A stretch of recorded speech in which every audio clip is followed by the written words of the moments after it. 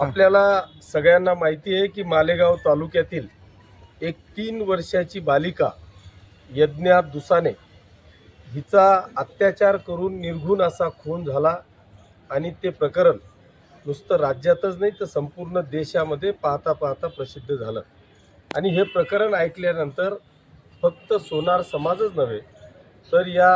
राज्यातल्या देशातल्या प्रत्येक समाज बांधवांवर याचा अतिशय संतप्तजनक अशा प्रतिक्रिया या संपूर्ण राज्यभरातून येत आहेत।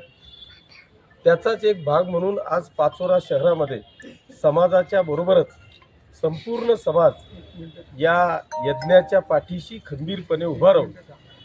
तिच्यावर ज्या पद्धतीचा अत्याचार झाला त्या अत्याचाराची सजा शिक्षा ह्या समोरच्या आरोपीला त्याच पद्धतीने झाली पाहिजे अशा पद्धतीच्या भावना घेऊन घरांना कुलप लावून घरांचे लहान लहान बालकं आया भगिनी माता भगिनी सर्व जनतेच्या वतीने आज या ठिकाणी पाचोरा तहसीलदार यांना निवेदन देण्यात येत आहे। आणि हे निवेदन फक्त याच्यासाठी नाही की काहीतरी समाजाला दाखवायचं आहे, याच्यावाल्या ज्या संतप्त अशा प्रतिक्रिया आहेत तर महत्त्वाचा विषय असा आहे की माझा आपल्या माध्यमातून जो पोलीस विभाग आहे जे कोणी तपासी अधिकारी असतील या तपासी अधिकाऱ्यांना खऱ्या अर्थाने विनंती आहे की पोलीस डिपार्टमेंटकडून कुठलाही पुरावा हा सुटता कामा नये की जेणेकरून पुराव्याच्या अभावी तो आरोपी हा निर्दोष सुटेल। त्याला कुठल्याही परिस्थितीत फाशीची शिक्षा झाली पाहिजे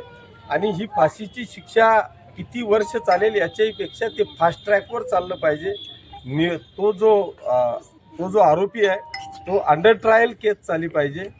फास्ट ट्रॅक अंडर ट्रायल आणि ते आरोप सिद्ध करण्याची जबाबदारी खऱ्या अर्थाने पोलीस विभागाची आहे। पोलीस विभागाने याच्यात कुठेही दुर्लक्ष होणार नाही आणि त्या कुमारी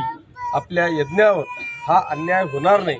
झालेल्या अन्यायाला ज्या पद्धतीची पूर्ण महाराष्ट्रातून जनता वाचा फोडते आहे ती वाचा फोडून त्या संबंधित आरोपीला अशा पद्धतीची कठोर शिक्षा झाली पाहिजे की अशा विकृत प्रवृत्ती भविष्यात जन्माला येणार नाही याची काळजी मला वाटतं विभागाने आणि राज्य सरकारने घ्यावी अशी मी आपल्या सगळ्यांच्या माध्यमातून गृह विभागाला